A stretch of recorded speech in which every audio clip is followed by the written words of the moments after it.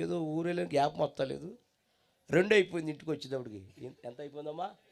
2 అయిపోతే సర్లే కాబట్టి స్నానం చేసి మరి ప్రార్థన చేసి పడుకున్నాను.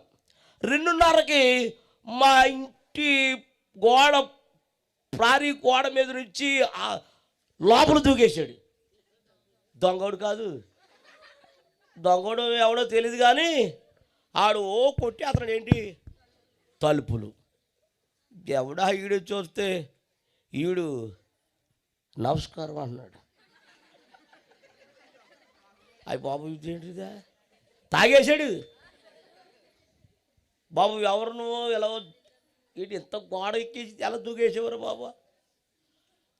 లేదండి నేను మీకు తెలీదు, మీరు నాకు తెలుసు అన్నాడు. ఇంతకీ ఏంట్రా అన్నాను. ఈ సంవత్సరం మిమ్మల్ని మా అమ్మకు మొక్కుకున్నాను అన్నాడు ఆడు.